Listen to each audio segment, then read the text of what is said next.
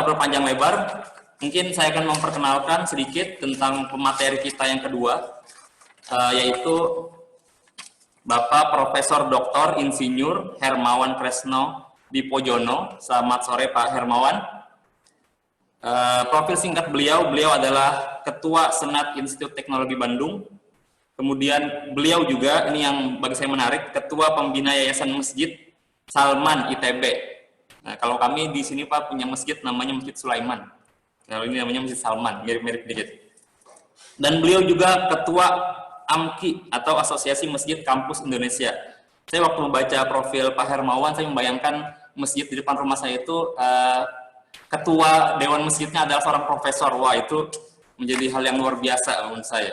Pasti akan kajian-kajiannya pasti akan sangat luar biasa dan sangat menarik. Kemudian Pak Hermawan adalah sangat banyak kan, baik dalam negeri ataupun luar negeri. Beliau juga pernah jadi visiting scientist ya di beberapa kampus di luar negeri, bahkan ada salah satunya di Osaka University. Dan mungkin tidak bisa saya sebutkan satu persatu karya beliau karena sangat banyak, baik yang diterbitkan di dalam maupun di luar negeri. Tanpa membuang waktu lagi, saya persilahkan kepada Profesor Hermawan untuk menyampaikan materinya. Kepada Prof. Hermawan, saya persilahkan. Assalamualaikum warahmatullahi wabarakatuh. Suara saya bisa didengar dengan baik? Moga-moga bisa didengar. Lalu yang saya tampilkan di screen juga bisa dilihat. Saya mohon komentar nih, mohon responnya. Supaya saya yakin bahwa suara saya bisa didengar dengan baik.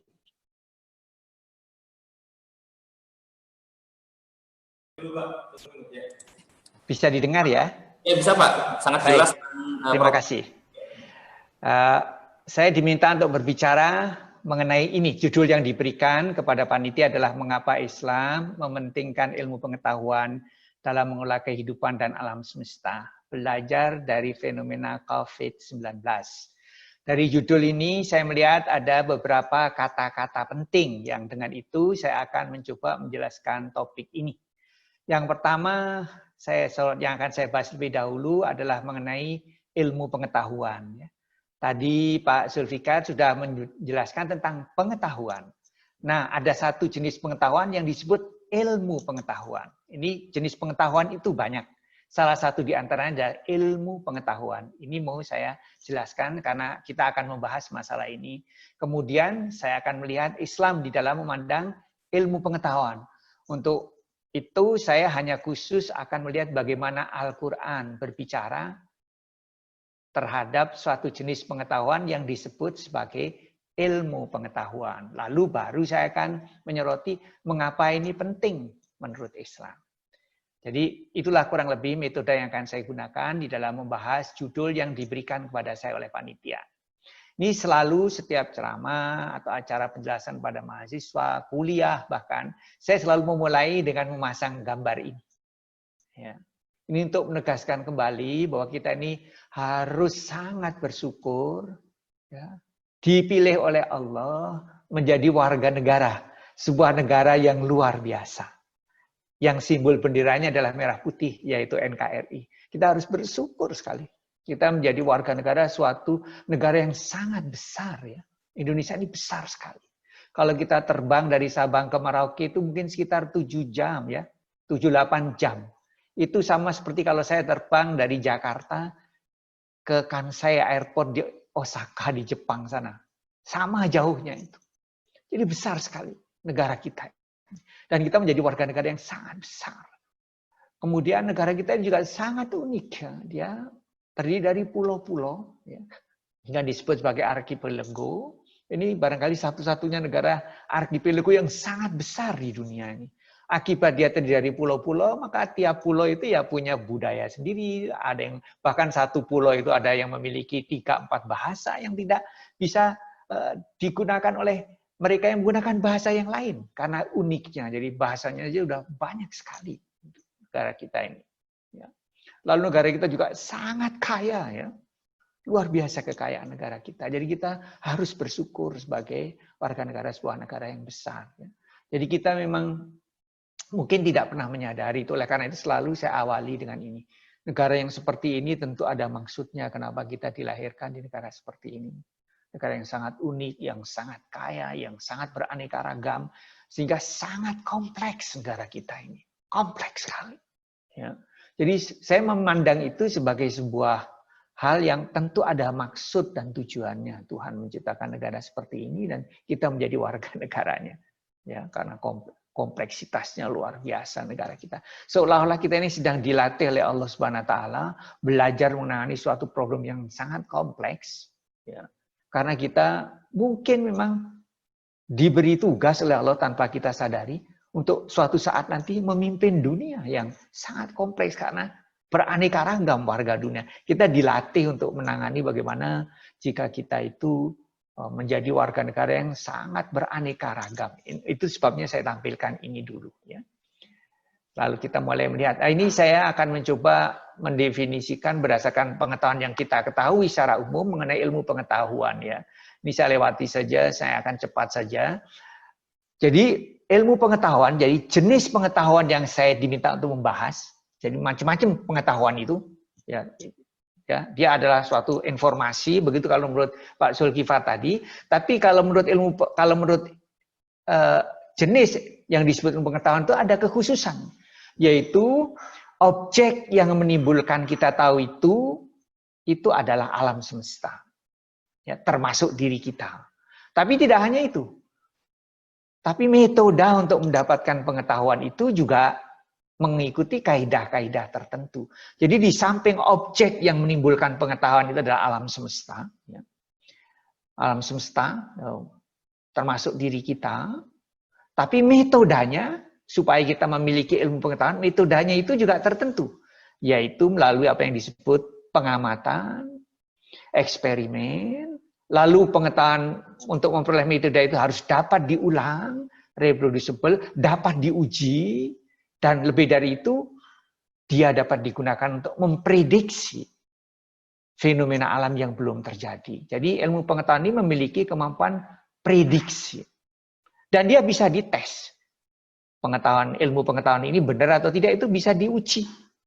Kalau seseorang mengatakan, saya mengusulkan sebuah ilmu pengetahuan baru berdasarkan pengamatan saya dengan prosedur seperti ini, sehingga hasilnya seperti ini, itu orang lain juga bisa mengulang apa yang saya katakan sebagai penemuan ilmu pengetahuan. Ya. Jadi harus ada syaratnya ini, ilmu pengetahuan ini.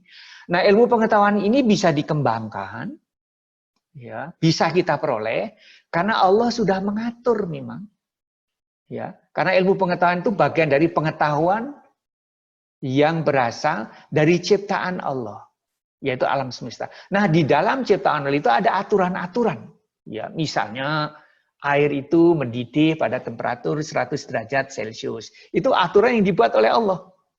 Ya, tidak berubah dari dulu sampai sekarang. Itu salah satu sifat dari peraturan yang dibuat oleh Allah untuk alam semesta, yang sering kita sebut sebagai sunatullah. Ya.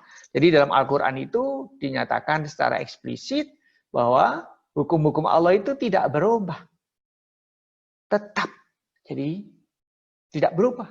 Yang mengatur ketentuan Allah yang mengatur alam semesta itu tidak berubah dari dulu sampai sekarang. Oleh karena itu kita bisa mempelajarinya dan kemudian menghasilkan ilmu pengetahuan. Ya. Kalau kita bisa mengetahui karakteristik, ya, tentang alam semesta, kita tentu bisa memanfaatkan. Ya, tadi disinggung surat Al-Baqarah, wa id qala rabbuka lil malaikati inni ja'ilun fil ardi. Khalifah itu memiliki potensi, yaitu potensi bisa belajar. Karena itu Allah mengatakan wa'allama adamal asma'a kullaha. Maka kami ajari, berarti Adam dan keturunan itu punya kapasitas untuk belajar. Kalau tidak diberi kapasitas, tentu Allah tidak akan mengajari Adam alaihi salam dan keturunannya. Tapi disebutkan dalam Al-Quran, wa'allama adamal asma'a kullaha. Jadi Allah itu mengajari. Oleh karena itu, kita memiliki kapasitas untuk belajar. Ya, tidak hanya itu, bahkan manusia memiliki kemampuan untuk mengembangkan bahasa, bisa berbicara. Dan karena itu pengetahuan itu bisa dideseminasikan, disebarkan, diturunkan dari generasi ke generasi, sehingga ada akumulasi apa yang disebut ilmu pengetahuan. Ya. Karena manusia memiliki kemampuan berbicara, berbahasa. Makhluk yang lain tidak ada yang memiliki kemampuan berbahasa sehingga bisa mentransfer pengetahuannya. Ya, mereka punya pengetahuan sesuai dengan kapasitas yang diberikan Allah. Tapi manusia ini memiliki kelebihan. Ya. Jadi pengetahuan seperti itu. Ini ilmu pengetahuan ya. Jadi hal-hal mengenai alam yang kita peroleh melalui proses dan prosedur tertentu. Ya. Nah, prosedur tertentu ini disebut sebagai metodologi sains atau scientific method. Ilmu pengetahuan itu diperoleh melalui prosedur proses yang disebut scientific method. Metodologi saintifik. Ya. Baru pengetahuan yang seperti itu disebut ilmu pengetahuan. Ada jenis pengetahuan yang lain. Ya. Dan dia berbicara bukan mengenai alam semesta, mengenai domain yang lain. Misalnya pengetahuan tentang akhirat, tidak bisa kita peroleh dengan ilmu pengetahuan. Pengetahuan mengenai hidup setelah mati tidak bisa kita gunakan dengan ilmu pengetahuan. Karena kita tidak pernah dapat informasi dari saudara kita, rekan kita yang sudah berangkat ke alam kubur. Tidak ada mereka mengirim SMS. Tidak ada. Mengirim punya WA dengan kawan kita yang sudah wafat duluan, tidak ada. Jadi kita tidak punya informasi. Kita tidak bisa melakukan observasi. Oleh karena itu, wilayah itu bukan wilayah ilmu pengetahuan. Tapi tidak berarti tidak ada di sana. Kalau menggunakan ilmu pengetahuan tidak akan sanggup karena memang ilmu pengetahuan itu membatasi dirinya. Baik objeknya maupun metodologinya. Nah, pengetahuan yang mengenai tentang hidup setelah mati itu ya harus diperoleh dari sumber lain. Tidak melalui proses seperti kita mengenerate, mengumpulkan, membangun ilmu pengetahuan yang melalui proses-proses yang kita batasi sendiri. Nah, kalau ada hal lain yang di luar itu, ya kita harus mencari informasi itu berdasarkan sumber dan metode yang lain. Jadi hidup setelah mati ya hanya kita ketahui dari kitab suci. Nggak mungkin dari ilmu pengetahuan. Adanya surga dan neraka tidak bisa kita ketahui dari ilmu pengetahuan. Tapi apakah itu tidak ada? Nah, kita tidak berani berspekulasi. Ya, kita tidak berani mengatakan tidak ada. Dari mana Anda bisa mengatakan tidak ada? Ya, karena nggak punya akses, nggak ada informasi di sana. Nah, itu domain dari sunatullah yang lain. Jadi ada dua jenis sunatullah, hukum-hukum Allah. Yang pertama itu adalah yang diwahyukan, diberikan oleh Allah dalam bentuk wahyu, yang kita tidak mungkin tahu kalau tidak diberitahu tentang itu. Misalnya hidup setelah mati, nggak tahu, ilmu pengetahuan nggak bisa. Yang kedua, sunatullah yang memang tersedia di alam semesta. Ya, yang berbentuk alam semesta. Ayat-ayat itu berbentuk alam semesta. Yang mengikuti hukum-hukum tertentu. Hukum-hukum berasal dari Allah. Dan sebagian besar hukum-hukum itu tidak berubah. Oleh karena itu bisa kita pelajari. Ya, matahari terbit dari timur, tenggelam di barat. Itu sampai tiba waktunya seperti itu. Jadi oleh karena itu bisa kita pelajari. Maka kita bisa tahu berapa periodanya. Ya, kita bisa ketahui.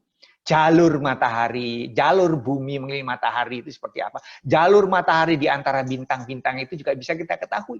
Karena itu tidak berubah. Dari dulu sampai sekarang mengikuti kaedah tertentu. Ya. Nah, ini yang disebut dengan ilmu pengetahuan. Ya. Jadi itu yang. Nah, Al-Quran berbicara tentang pengetahuan seperti itu, ilmu pengetahuan tentang alam semesta ini banyak sekali. Ya kan, prosesnya adalah melalui observasi terlebih dahulu. Nah, Al-Quran meminta kita untuk melakukan observasi terhadap alam semesta. Sejak zaman Nabi Adam diturunkan itu, Allah sudah mengajari sesuatu tentang alam. Ya. Ini Quran. Jadi kalau kita mau tahu tentang konsep Islam terhadap ilmu pengetahuan, ya sumber paling awal harus kita lihat ada Al-Quran. Ya. Nah, itu sumber pertama. Dan Al-Quran itu berbicara banyak. Lebih dari 700 ayat itu berbicara tentang fenomena alam. Ini jauh lebih banyak dibandingkan ayat yang berbicara tentang fikih. Tentang syariat, tentang hukum-hukum agama. Hukum-hukum syariat. Jauh lebih banyak.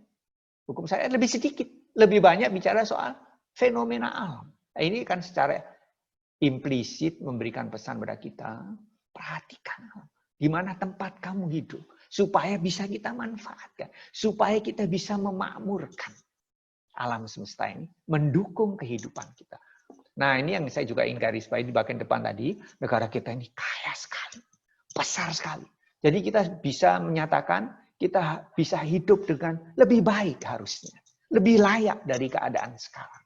Kita harus berusaha esok lebih baik karena negara kita difasilitasi oleh Allah dengan luar biasa. Tinggal mungkin kita belum memiliki pengetahuan yang cukup, ilmu pengetahuan yang cukup. Jadi segera tampak betapa pentingnya ilmu pengetahuan itu bagi kita. Ini ayat-ayat banyak sekali dalam Al-Quran. Ini misalnya surat Ali Imran yang terkenal sekali. A'udzubillahi minasyaitonir rajim. Inna fi khalqis samawati wal ardi wa ikhtilafil laili wan nahari la ayatil liulil albab. Ya. Sesungguhnya dalam penciptaan langit dan bumi, pergantian siang dan malam, itu terdapat tanda-tanda, ayat-ayat kebesaran Allah bagi orang-orang ulil albab, orang-orang yang berakal, yaitu orang-orang yang sambil berdiri, duduk atau berbaring, itu posisi yang mungkin dicapai oleh manusia hanya itu berdiri atau duduk atau berbaring. Mereka itu selalu memikirkan tentang penciptaan langit dan bumi, tentang alam semesta, dan kemudian mereka berdasarkan pengamatan itu sampai pada kesimpulan, ya Tuhan, ya Allah, tidaklah Engkau ciptakan semua ini sia-sia. Karena dia bisa memahami setiap aspek, setiap ciptaan Allah itu ada gunanya. Bahkan cacing pun ada gunanya. Nyamuk juga ada. Semua barang virus COVID itu juga ada gunanya. Pasti semua itu ada gunanya. Tetapi untuk bisa mengetahui gunanya dan manfaatnya, tidak ada jalan kecuali kita mempelajari objek tersebut. Objek alam semesta itu dengan metode-metode yang bisa dipertanggungjawabkan sehingga kita bisa memahami dengan benar. Hanya dengan begitu kita bisa memanfaatkan. Ya. Kalau tidak gitu kita tidak bisa memanfaatkan karena kita salah memahami. Misalnya udara itu bergerak dari temperatur tinggi ke temperatur rendah. Kalau kita salah misalnya memahami terbalik, kita bisa salah. Ya. Angin dari laut itu menuju darat pada malam hari misalnya. Ya, karena laut lebih dingin, lebih panas dan sebagainya misalnya ya. Itu kalau terbalik kita bisa salah. Tidak bisa memanfaatkan dengan baik kalau kita salah memahami. Ya. Oleh itu perlu dipelajari dengan metode yang benar ya, baru kita bisa mempelajari itu. Dan Allah memberikan penghargaan pada orang-orang yang mampu memahami itu sehingga dia memiliki pengetahuan baik dari ilmu pengetahuan maupun dari sunnah Allah, ayat-ayat Allah yang tertulis di dalam wahyu. Itu orang-orang yang seperti itu disebut ulama. Ya. Misalnya ini di surat Al-Fatir. Innama yahsyallaha min ibadil ulama. Dan yang bisa sampai pada kesimpulan takut kepada Allah, takut dalam pengertian bukan seperti takutnya kita pada harimau. Ya. Itu hanya orang yang memiliki ilmu. Karena dia akhirnya bisa melihat hadirnya Sang Pencipta. Kemudian bisa bersyukur dan kemudian memanfaatkan itu semua untuk kebaikan dan kebajikan. Ini Al-Quran berbicara seperti ini. Ya, dan itu banyak ayat-ayatnya saya berikan. Orang-orang generasi awal dari kaum muslimin pada zaman dulu, itu mengembangkan ilmu pengetahuan itu ya karena dorongan dari Al-Quran. Sehingga bisa merubah bagaimana pengetahuan itu diperoleh. Secara eksperimental, secara observasi itu adalah kaum muslimin yang pertama kali ya memperkenalkan metodologi itu. Dan ini yang mengaku ini semua ahli sejarah mengakui seperti itu. Berubah dari pola pikir Aristotelian menjadi pola observasi eksperimental di dalam mengembangkan jenis pengetahuan yang disebut sains atau ilmu pengetahuan itu. Ini banyak ditulis, jadi ini saya sebutkan saja salah satu contohnya. Dan kita juga bersyukur bahwa walaupun masih sangat sedikit, kita harus bekerja lebih keras lagi untuk kembali kita bangkit, bisa menguasai ilmu pengetahuan, mengenal alam dengan lebih baik. Karena itu perintah Quran. Ya, kita harus tahu bahwa sekarang ini saintis-saintis hebat yang berasal dari kaum muslim masih sangat sedikit, walaupun sudah ada yang memenangkan hadiah Nobel, seperti saya gambarkan, Profesor Abdus Salam, Profesor Ahmad Zuhail, ini adalah kaum muslimin yang mendapatkan hadiah Nobel, dan kita bisa mendengarkan ceramah-ceramah dari beliau ya. Saya baru saja sebelum acara ini juga mendengarkan ceramah Profesor Ahmad Zuhail ini, pemenang hadiah Nobel dalam ilmu kimia yang mengembangkan metode untuk bisa mengamati proses reaksi kimia yang berlangsung dalam skala femtosecond. Ya. Femtosecond itu angka yang sangat kecil. 1000 seper sejuta miliar itu femtosecond. Jadi 1 dibagi 1 dengan 0,17 ya. Ya. Sejuta miliar ya. Jadi itu berapa itu? Sejuta miliar itu 1 femtosecond. Ya. 1 seper sejuta miliar detik, 1000 sejuta miliar ya. Ya, itu detik. Nah, itu beliau mengembangkan sehingga mendapatkan hadiah Nobel. Ya. Nah, COVID ini juga betul-betul untuk menangani ini perlu ilmu pengetahuan. COVID ini sebuah virus ya. Karena tadi judulnya belajar dari fenomena COVID, sehingga kita sampai pada kesimpulan betapa pentingnya ilmu pengetahuan. Sebenarnya tidak hanya karena COVID, tapi COVID ini lebih-lebih lagi. Ini adalah virus yang ukurannya itu 50 sampai 150 nanometer. 1 nanometer itu adalah 1 dibagi 1 miliar meter. Ya, jadi kecil sekali angkanya itu. Rambut itu sekian ribu nano ya. Rambut itu. Jadi rambut dibagi 1000 ya, lebih kecil lagi itu ukuran nanometer. Nah, virus COVID ini ukurannya 50 nanometer. Jadi kecil sekali. Ini tidak mudah mendeteksi objek seperti ini. Tidak mudah menanganinya. Objek yang seperti ini. Ya, ini memerlukan ilmu pengetahuan yang sangat canggih. Kalau kita ingin melihat wujud dari COVID ini, ya kita harus menggunakan mungkin elektron mikroskop yang baru bisa kita melihat objek. Karena objek dengan ukuran nanometer ini kita harus melihat dengan bantuan gelombang yang lebih pendek dari nano supaya kita bisa melihat objeknya. Kalau panjang gelombangnya lebih besar ya tidak bisa terlihat. Dan itu tentu ilmu yang sangat canggih untuk itu. Ya, kita kebetulan bersyukur sekali ada fenomena ini menyadarkan kita, walaupun sebenarnya fenomena-fenomena lain itu seharusnya sudah menyadarkan kita betapa pentingnya ilmu pengetahuan ini agar kita bisa hidup dengan lebih baik, ya bisa memanfaatkan alam dengan lebih baik. Ya. Ini misalnya ini diperoleh dengan suatu perangkat yang ini foto dari virus COVID ya. Kita peroleh dari Center for Disease Control di Amerika, gambarnya seperti ini dengan elektron mikroskop ya. Tidak bisa dengan mikroskop biasa. Jadi ini luar biasa pentingnya untuk kita menguasai ilmu pengetahuan. Jadi perintah ini benar-benar perintah Quran, ini perintah dari Tuhan. Ya. Dan memang kebutuhan sehari-hari terlihat sekarang. Misalnya di dalam kasus COVID ini. Ya, di dunia dibuat kalang kabut dengan hadirnya COVID, makhluk yang sangat kecil ya, karena tidak bisa kita lihat. Tidak mudah kita mendeteksi. Tahu-tahu dia ada di mana-mana, tahu-tahu dia naudzubillah masuk hidung kita, jadi sakitlah kita. Ya. Jadi memerlukan mohon maaf Prof, waktu mungkin sudah habis. Mohon maaf. Ya baik, terima kasih tidak apa-apa. Silahkan saya kembalikan kepada moderator. Baik, mohon maaf sekali lagi karena kita keterbatasan waktu, padahal mungkin banyak sekali yang ingin kita dengar dari dua narasumber kita, tapi mungkin bisa disempurnakan nanti di sesi tanya-jawab.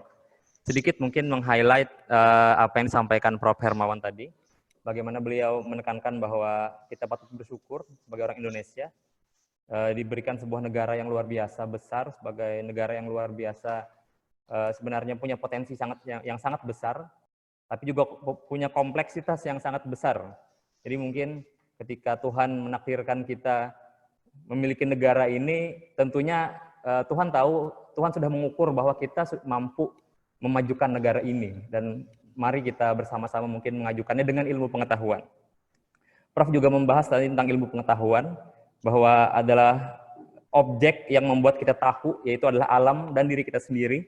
Ini juga sangat sesuai dengan yang disebutkan dalam Al-Quran. Sanuriyahum ayati fil afaq wa fi anfusihim. Jadi bagaimana Tuhan ingin menunjukkan tanda-tandanya di afaq. Afaq itu horizon, pertemuan antara langit dan bumi yang berarti alam semesta, dan wa fi anfusihim, dan pada diri kita sendiri. Dan objek pengetahuan ini, yaitu berupa alam dan diri kita, diatur oleh sebuah hukum yang tidak berubah, yang disebut dengan sunnatullah. Sehingga hukum tersebut bisa kita manfaatkan karena kita sebagai khalifatullah di muka bumi. Salah satu yang harus kita lakukan adalah memanfaatkan alam ini sebaik-baiknya menjaga dan bisa mewariskannya kepada generasi berikutnya. Prof juga menegaskan bahwa ilmu pengetahuan harus disebarluaskan karena kita diberikan kemampuan untuk belajar dan mengembangkan ilmu pengetahuan. Kemudian hal lain yang disampaikan tadi, sangat banyak ayat yang menunjukkan tentang fenomena alam, bahkan lebih banyak dari, kalau kita istilahnya itu al-ayatul ahkam, itu lebih sedikit daripada al-ayat al-kauniyah. Ayat-ayat yang menunjukkan tentang alam semesta lebih banyak daripada ayat yang menunjukkan tentang hukum fikih, hukum ibadah, itu lebih sedikit daripada ayat yang menunjukkan tentang alam. Dan sekali lagi Prof mengingatkan bagaimana kita memanfaatkan ilmu pengetahuan ini untuk mengembangkan diri kita, untuk mengembangkan negara kita tercinta Indonesia, terutama di tengah pandemi COVID-19 sekarang. Oke, mungkin saya akan membuka sesi tanya jawab. Pertama mungkin 3 pertanyaan pertama, dan saya sudah dapat 1 pertanyaan yang ditujukan kepada Prof Hermawan dari Asfinur Ahmad Triputra dari Banjarmasin. Beliau bertanya, dengan berkembangnya ilmu pengetahuan, maka pola pemikiran manusia semakin berkembang, sehingga muncul konspirasi yang bermacam-macam. Bagaimana cara kita melawan pemikiran konspirasi liar yang mempengaruhi masyarakat, Prof? Nah, mungkin langsung dijawab ya. Mungkin saya persilakan kepada Prof, mungkin langsung jawab. Silakan. Baik, jawabannya juga sederhana sebenarnya. Ya, memang kita harus memiliki ilmu pengetahuan. Jadi kita bisa cepat melakukan seleksi, mana yang benar, mana yang salah. Karena kita bisa mengumpulkan data dalam bentuk big data. Nah, itu tidak ada cara lain kecuali kita menguasai ilmu yang mengajari kita bagaimana kita menseleksi, memproses data yang sedemikian banyak. Ya. Sehingga kita tidak terjebak pada hal-hal yang tidak benar. Ya. Ini tidak ada cara lain kecuali kita memiliki pengetahuan yang cukup. Lalu dengan pengetahuan kita bisa menggunakan fasilitas yang cukup. Karena big data memerlukan computational power yang besar. Ya. Kalau kita tidak memiliki fasilitas itu, kita juga tidak bisa. Dan untuk memiliki fasilitas infrastruktur seperti itu, ya kita juga harus memiliki lagi ilmu pengetahuan. Jadi salah satu kunci penting memang akhirnya ilmu pengetahuan. Tidak ada jalan lain. Gitu. Ya. Di samping tentu, jangan sampai juga ilmu pengetahuan itu digunakan untuk hal-hal yang tidak benar. Maka asumsi saya adalah bahwa landasan iman sebagai fundamentals itu sudah otomatis kita sepakati itu penting sekali, kemudian di atas itulah kita bangun penguasaan kita terhadap ilmu pengetahuan. Jadi pengembangan ilmu pengetahuan bagian dari ibadah kita kepada Allah Subhanahu wa taala. Itu jawaban saya ya. Baik, terima kasih Prof. Mungkin Pak Zul mau menambahkan jawabannya Pak Prof Hermawan. Silakan.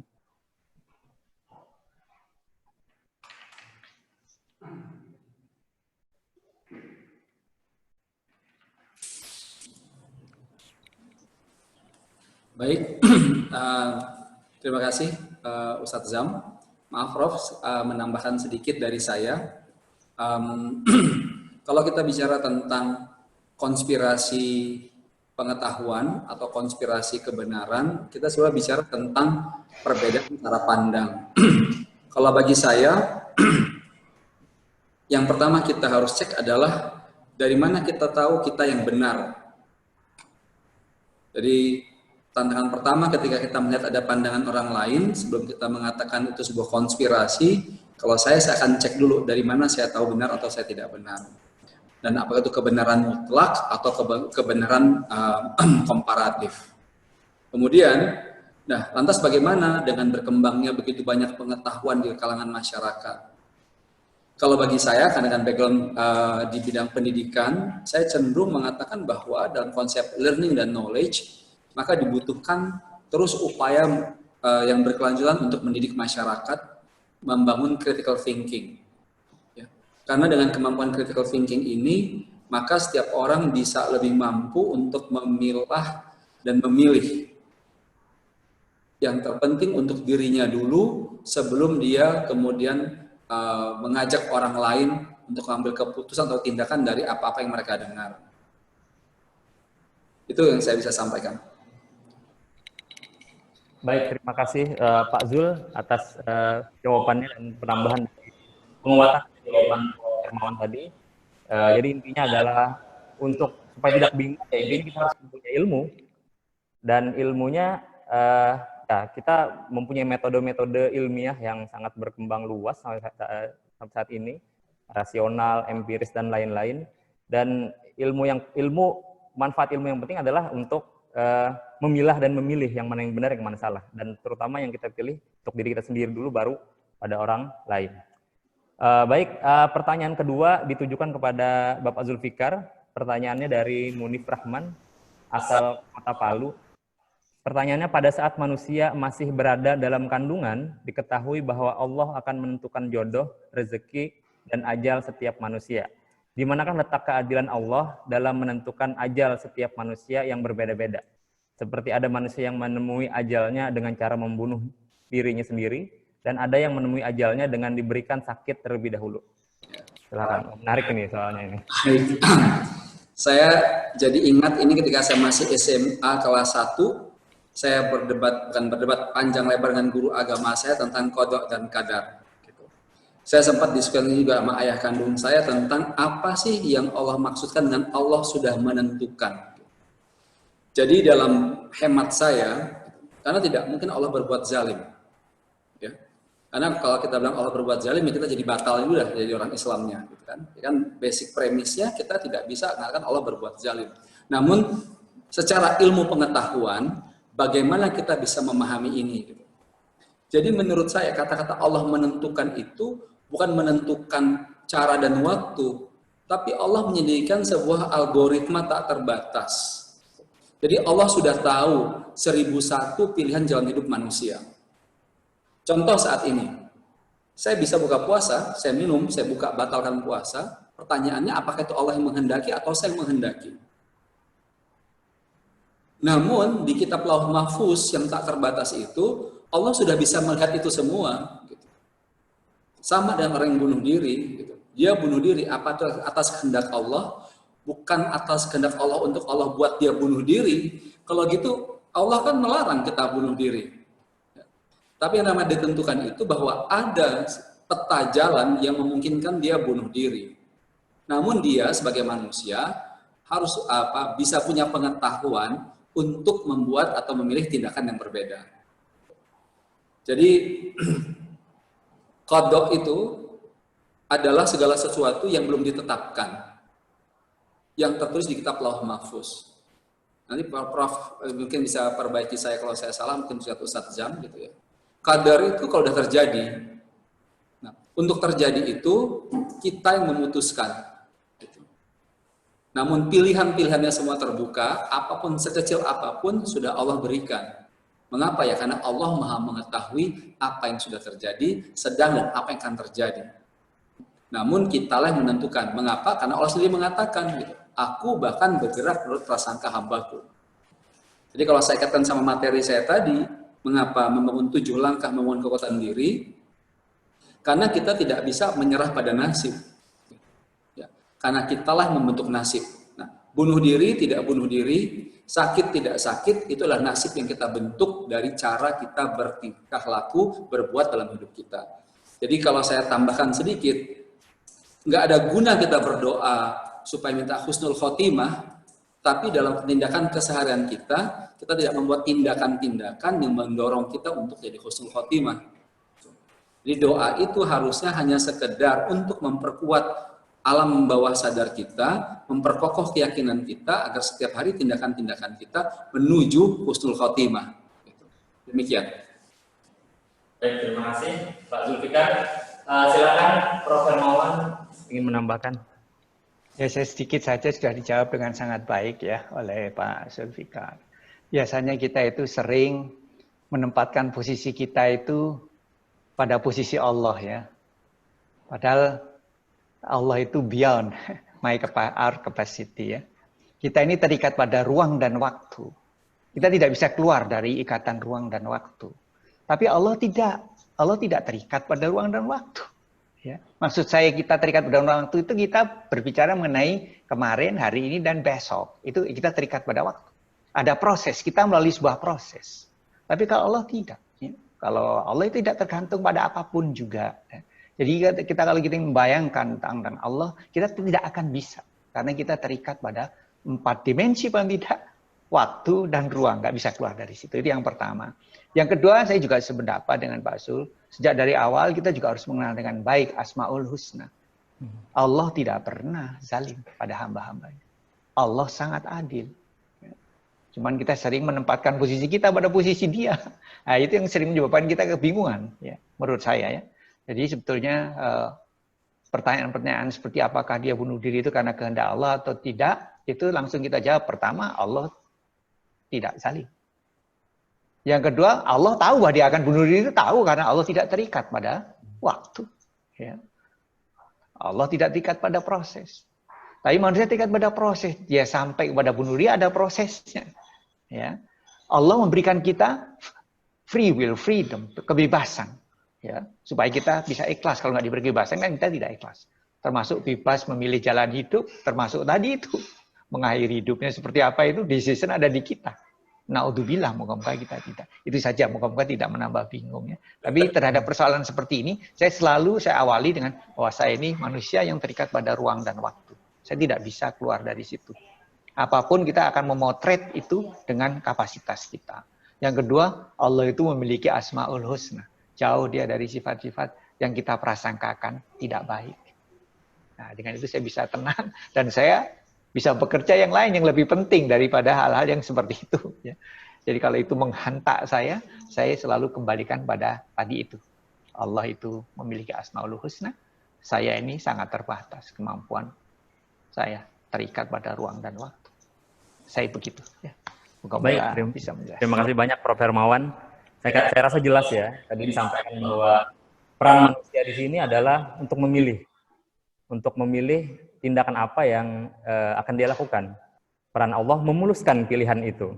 Dan untuk mendapatkan pilihan yang benar, tentu diperlukan ilmu pengetahuan. Saya teringat sebuah buku yang ditulis oleh Said Ramadan Buti, seorang ulama dari Syria.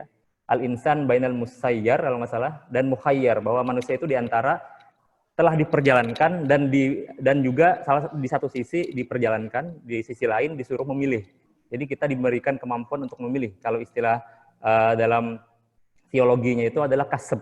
Kita memperoleh pilihan yang kita putuskan sendiri. Maka apapun pilihannya, Allah akan memuluskan pilihan tersebut. Jadi ada istilahnya khizlan. Kalau memang pilihannya buruk dan Allah memuluskan pilihan itu, ada istilahnya khizlan.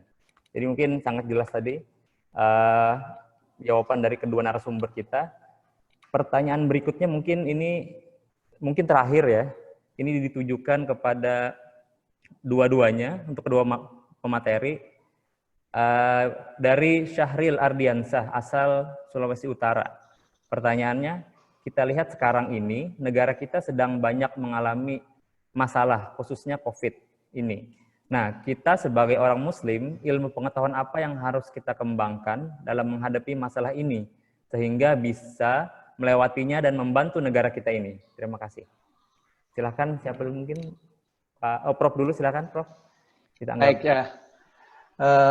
Di samping negara kita itu besar, memiliki kekayaan alam yang luar biasa, negara kita itu juga diberi sebuah kekayaan yang sering kita abaikan. Apa itu kekayaan? Kita itu kaya sekali dengan masalah. Ya, jadi ini sebuah kekayaan yang harus kita syukuri. Kalau tidak percaya, kalau Bapak Ibu sekarang lihat putra-putrinya atau atau yang mahasiswa barangkali ada itu selalu diberi pekerjaan rumah, diberi masalah oleh dosen, diberi pekerjaan oleh guru, diberi masalah itu sebetulnya. Dengan tujuan hendaknya masalah itu diselesaikan supaya kepakarannya, supaya kompetensinya bertambah dan meningkat. Jadi kita bersyukur sekali, negara kita itu kaya sekali dengan masalah, tidak pernah ada habis-habisnya. Cuman dalam menghadapi masalah itu yang paling penting, jangan pernah mengeluh. Mengeluh tidak menyelesaikan masalah. Masalah itu seharusnya ditaklukkan. Ya. Diselesaikan. Baru dengan begitu, kompetensi kita itu bertambah. Pengetahuan kita bertambah. Juga tadi misal COVID, ini kita jelas menghadapi masalah. Ya. Kita harus selesaikan ini. Ya. Banyak persoalan. Dan kita selalu bisa memberikan kontribusi untuk turut menyelesaikan masalah ini. Ya. Kalau di tempat masjid saya, kebetulan kemarin kita bisa menyelesaikan ventilator Indonesia dibuat oleh rekan saya, satu pengurus masjid kami. Ya. lalu turut membantu dan sebagainya dan sebagainya. Semua bisa memberikan kontribusi. Termasuk tinggal di rumah supaya itu tidak menyebar penyakitnya itu. Kita tidak terkena atau kita juga menjadi carrier dan akan membebani rumah sakit nantinya. Itu bagian dari kontribusi kita. Selalu kita itu bisa berkontribusi memecahkan masalah selama masalah itu kita anggap sebagai sebuah opportunity untuk meningkatkan kapasitas kita. Jadi kita tidak boleh itu menghadapi masalah itu mengeluh. Mengeluh tidak akan pernah menyelesaikan masalah. Justru kalau dengan mengeluh itu sebagian dari potensi kita bunuh sendiri. Kita bunuh sendiri itu sebetulnya. Karena kita lalu memiliki jiwa yang pesimis. Jangan. Jadi kalau saya ditanya, saya benar-benar saya memiliki impian. Karena pertama pemahaman saya tentang Al-Quran, saya tahu persis Al-Quran di dalam surat Al-Baqarah itu wa kadzalika ja'alnakum ummatan wasatan litakunu syuhada'a 'alan nas wa yakuna rasulu 'alaikum syahida. Jadi negara kita yang luar biasa ini ya dengan segalanya tadi saya sebutkan itu memang punya potensi untuk dan seharusnya potensi itu kita manfaatkan suatu saat kita itu memimpin dunia sehingga bisa menyebarkan rahmat di seluruh alam. Kita punya potensi. Saya kebetulan sudah banyak melakukan perjalanan kemana-mana. Masuk ke piramid, sudah ke deep Afrika juga sudah pernah. Deep di Kalimantan, deep di Irian juga pernah. Ya. Pusat-pusat penelitian paling advance itu juga pernah saya datangi. Jadi saya melihat Indonesia itu luar biasa. Indonesia itu kalau boleh saya sebut kurangnya cuma satu. Apa kurangnya? Indonesia itu kekurangan orang-orang yang ambisius. Kurang kita. Takut punya cita-cita tinggi, takut gagal. Takut gagal. Ya, cepat menyerah, cepat mengeluh. Nah itu kekurangan orang Indonesia yang saya lihat ya dalam perjalanan kemana-mana. Sebab kalau orang Indonesia itu kemudian orang Indonesia sama seperti manusia yang lain, sama-sama dipotensi menjadi khalifatullah. Ya. Jadi punya potensi itu. Tapi kekurangannya di sana. Sehingga saya lihat orang Indonesia kalau berada di lingkungan yang bagus, ya, yang menanamkan senantiasa optimisme, difasilitasi cukup, mereka itu bersinar. Di pusat-pusat penelitian dunia kalau ada orang Indonesia, itu jadi bintangnya. Orang Indonesia ini. Nah, kalau di Indonesia itu mungkin banyak yang tawadu ya, tapi tawadu dalam pengertian yang salah begitu menurut saya. Ya, bukan intellectual humility, tapi lebih ya itu tadi, gampang menyerah, gampang berkeluh kesah dan menggunakan kata tawadu. Ya. Kurang ambisius padahal agama Islam itu mengajarkan kita ambisius. Kalau nggak percaya coba lihat. Di dalam Al-Qur'an itu ada ayat yang bunyinya begini. Am hasibtum an tadkhulul jannah. Kalau bahasa populernya, bahasa milenial, emangnya gampang masuk surga? Tapi kita disuruh masuk surga. Berdoa masuk surga. Apa yang lebih ambisius sih dalam hidup? Di samping kepingin masuk surga. Surga itu kan nggak bisa ditembus dengan apapun. Entoh dan dikatakan masuk itu sulit banget. Yang mengatakan Quran. Tapi kita diajari untuk punya prasangka positif, optimisme. Moga-moga bisa masuk surga. Ini kan ajaran untuk memiliki ambisi kita. Ya, jadi di dalam bahasa populer itu di samping ada yang disebutkan the power of dream, karena kita punya impian, punya ambisi, itu punya power dari dalam diri kita. Ya, kalau kita punya keinginan sesuatu itu pasti membuat kita susah tidur. Gitu. Tapi ada lagi satu kata yang lain, jadi the power of dream failure. Kalau kita gagal dan kita kemudian mensikapinya secara positif, itu memberikan kita kekuatan yang luar biasa. Kita ingin buktikan bahwa kegagalan itu hanya sebuah kesuksesan yang tertunda. Jadi kita tidak pernah takut gagal. Ngapain kita takut gagal? Dan saya jamin seseorang itu sejak lahir sampai mati pasti pernah mengalami gagal. Jadi rugi kalau nggak berani cita-cita tinggi karena takut gagal. Karena gagal itu adalah sebuah keniscayaan. Jadi tadi kekurangan saya menurut saya Indonesia karena belum bangkit-bangkit. Kekurangan orang yang ambisius. Khususnya anak-anak muda. Kurang kita jumlahnya. Memang ada, tapi kurang. Yang saya sebut ambisius itu mempunyai cita-cita tinggi untuk kebajikan. Untuk membuat negaranya lebih baik. Ya. Jadi kalau saya habis pulang dari luar negeri itu, saya sedih. Kenapa bangsa saya masih seperti ini? Fasilitas public transportnya juga jelek. Tidak semua orang bisa menikmati public transport yang baik. Padahal kekayaan kita berlimpah.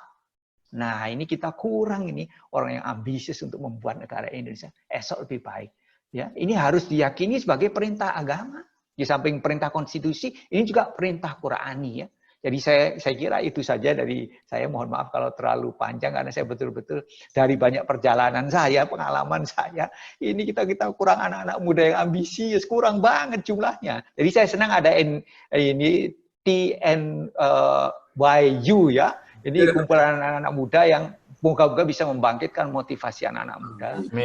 Kalau bisa memberikan example, ada contoh-contoh real. Kalau mengajarkan bisnis, kita punya pengalaman bisnis. Kalau mengajarkan apa, kita punya pengalaman yang kita bisa share. Sebab seseorang yang memiliki pengalaman itu, bicaranya bisa keluar dari hati. Tidak hanya dari ini. Karena dia mengalami sendiri proses-proses itu. Ya. Jadi keyakinan saya ini juga karena proses saya mengalami perjalanan banyak. Jadi saya bilang, Indonesia ini nggak pantas dengan situasi seperti ini. Banyak orang yang belum hidup layak, nggak bisa pendidikan. Kita bisa membuatnya lebih baik. Kita harus bekerja lebih keras, lebih cerdas, lebih tuntas, lebih mawas, lebih berkualitas, dengan integritas atas landasan ikhlas. Ya 7As lah ya, 7As ini penting banget. Ya. Jadi mohon maaf kalau kalau terlalu bersemangat ya. Jadi saya terima kasih ada institut seperti ini, isinya saya lihat anak-anak muda ya. Jadi moga-moga lebih banyak ajari anak-anak muda kita yang lain juga memiliki motivasi, semangat. Kalau bisa ada contoh-contoh real bagaimana bisa survive, bagaimana bisa menjadi businessman. Kalau bisa kita itu bisa melahirkan orang-orang yang hebat lah ya, harus ya, karena generasi terdahulu kita di samping hafal Quran dia juga menguasai knowledge, science and technology ya. Ini penting sekali ya, kita tanamkan pada anak-anak muda. Jangan gampang menyerah, nggak boleh menyerah itu, jangan berkeluh kesah, nggak menyelesaikan persoalan keluh kesah itu. Dan selalu ada jalan keluar asal kita mau. Terima kasih. Assalamualaikum warahmatullahi wabarakatuh.